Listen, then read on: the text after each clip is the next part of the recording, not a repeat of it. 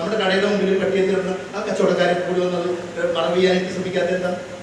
അല്ലെങ്കിൽ നമ്മുടെ വീടിന്റെ മുൻവശം വന്ന റെസിഡൻസ് അസോസിയേഷൻ ഉള്ളതല്ലേ, അതപ്പോൾ തന്നെ പഞ്ചായത്തിലേക്ക് വരും. പഞ്ചായത്തുകാർ വരുമ്പോൾ 2 ദിവസം കഴിയും പട്ടി ചിരിഞ്ഞ് അവിടെ ഉള്ളുന്ന.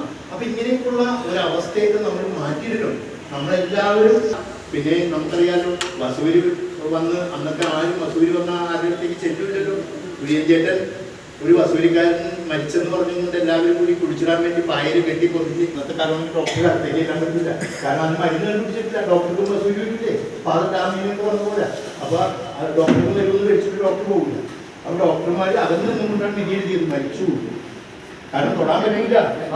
അന്നത്തെ കാലഘട്ടം അതാ, പേടിച്ചിട്ട്. അപ്പോൾ അത് കഴിഞ്ഞ് കുയ്യഞ്ചേട്ടൻ ചെന്ന് പായയിൽ കെട്ടി പൊതിഞ്ഞ് അവര് കുടിച്ചിടാൻ വേണ്ടിയിട്ട് റെഡിയായിക്കോളും. 2-3 പേര് കുയ്യഞ്ചേട്ടൻ്റെ സഹപ്രവർത്തകർ വന്നു. ലാസ്റ്റ് കുയ്യഞ്ചേട്ടൻ അങ്ങനെ ചെന്നിട്ട് നോക്കിയപ്പോഴാണ് ചെറിയൊരു അനക്കം. മരിച്ചെന്ന് പറഞ്ഞാൽ ഡെഡ് ബോഡി ആയിരുന്നു വിചാരിച്ചിരുന്ന ആ ശരീരത്തിൽ ആ മനുഷ്യന് ഒരു അനക്കം, ജീവന്റെ തുടിപ്പ്. അങ്ങനെ കെട്ടഴിച്ചു. അദ്ദേഹത്തെ ആശുപത്രിയിലാക്കി. 20 കൊല്ലം കൂടി അദ്ദേഹം ജീവിച്ചു. ഇന്ന് മനസ്സിലാക്കി. അപ്പൊ ഇന്ന് രോഗത്തിന് മരുന്നൊക്കെ കണ്ടുപിടിച്ചിട്ടുണ്ട്. മരിച്ചതെങ്ങനെയാ? സാധാരണ വാർദ്ധക്യ സഹജമായ അസുഖം മൂലം. കുര്യഞ്ചേട്ടൻ വസൂരി വന്നോ? മതത്തിൽ